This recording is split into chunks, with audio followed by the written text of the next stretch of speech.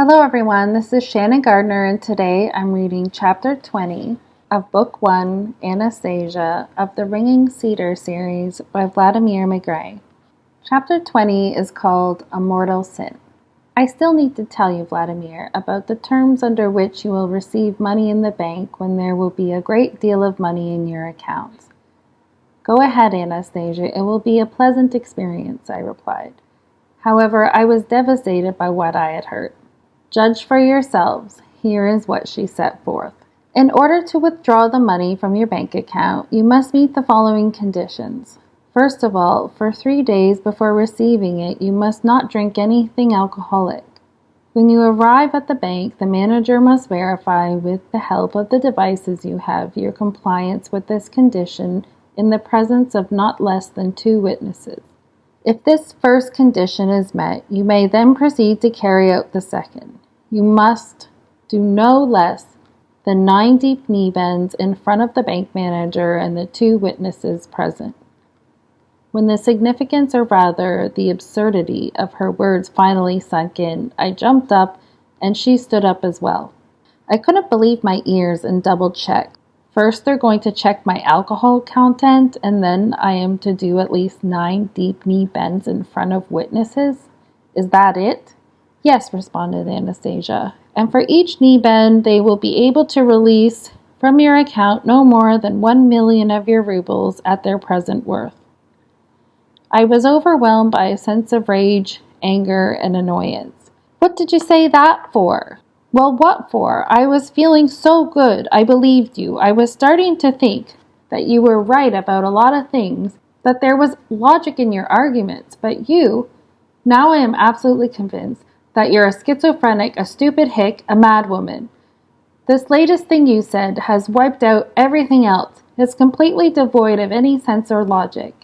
That's not just my opinion. Any sane person would agree with me. Ha! Don't tell me you also want me to write out these conditions in your book. Yes. Now you've really gone mad. Do you mean to tell me you are planning to write out instructions to the banks or publish this order? No, they will read it in the book, and you will act accordingly with you. Otherwise, they can expect to go bankrupt. Oh my God. And I've been listening to this creature 3 days already? Don't tell me you would like the bank manager to do knee bends with me too in the presence of witnesses? It would be good for him, as it will be for you. But for them, I have not set such strict conditions as I have for you. So, you're only doing this for my benefit?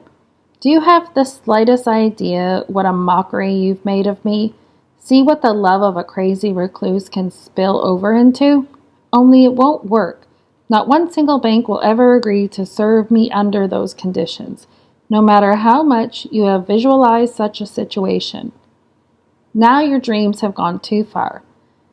Well, you can stand here and do all the deep knee bends you want, you nincompoop. The banks will agree, and whether you know it or not, will open accounts for you. Granted, only those banks which are willing to operate ethically, and people will trust them and come to them. Anastasia went on, not budging an inch from her position. I found myself becoming increasingly irritated and angry. Angry with myself or angry at Anastasia. Come on now, think how long I've listened to her, trying to understand what she was saying, and here she's turned out to be simply half crazy. I started laying into her using, to put it mildly, some pretty coarse language. She stood there, leaning with her back to a tree, her head just slightly bowed.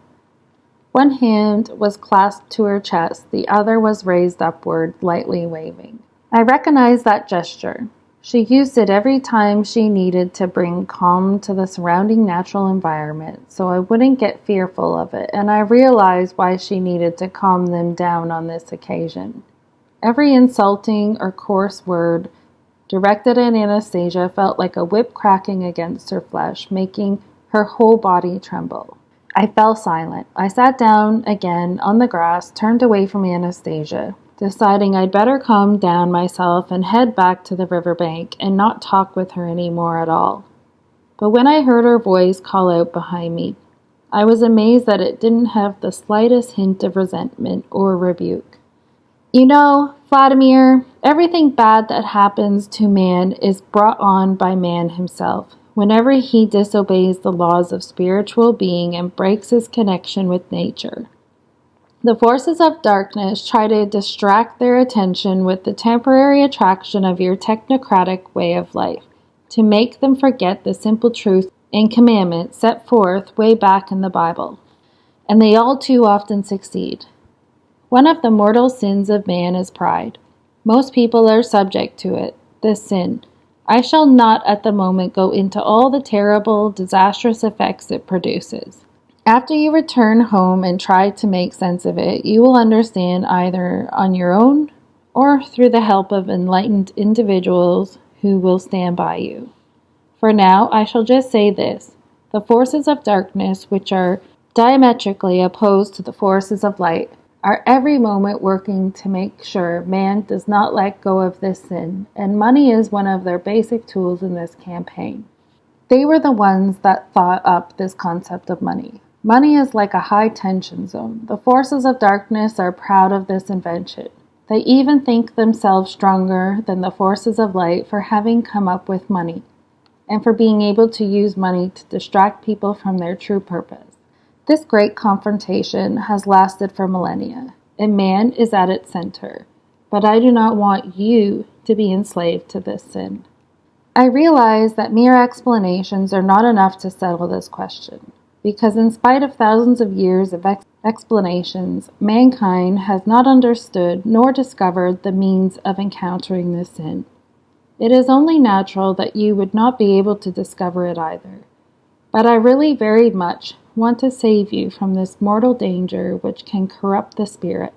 That this is why I thought up a special situation just for you, one that would cause this device of the forces of darkness to be broken or fail, or even work the opposite way for the extermination of the sin.